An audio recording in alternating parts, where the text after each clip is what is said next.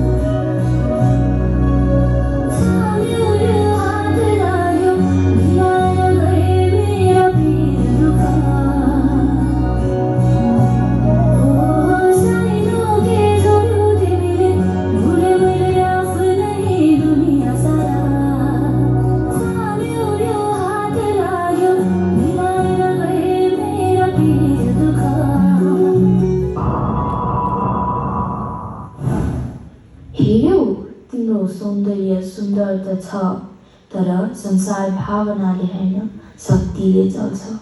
शक्ति? यदि नदी सुक्यो, रुख ढल्यो अनि हावा नै विष बन्यो भने तिम्रो शक्ति कति दिन टिक्छ?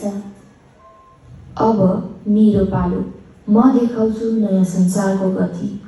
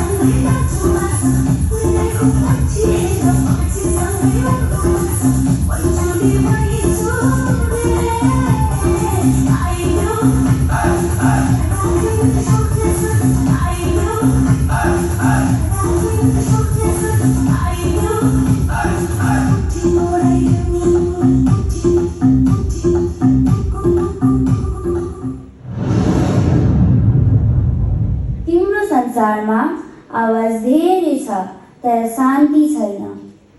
र तिम्रो संसारमा सुन्दरता छ, तर चुनौतीको सामना गर्ने शक्ति कहाँ छ?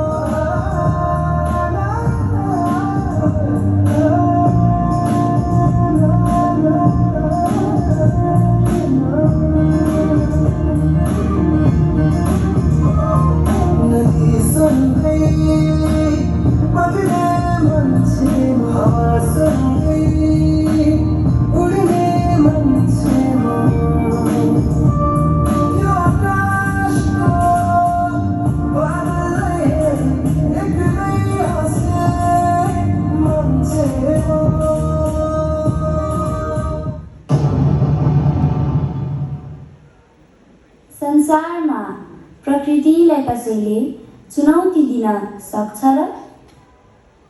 हामी प्रतिस्पर्धी होइनौँ, हामी त एक अर्काका आवश्यकता हौ। प्रकृतिलाई बचाऊ र विकासलाई जिम्मेवार बनाऊ, किनभने प्रकृति बाँच्यो भने मात्र भविष्य बाँच्नेछ।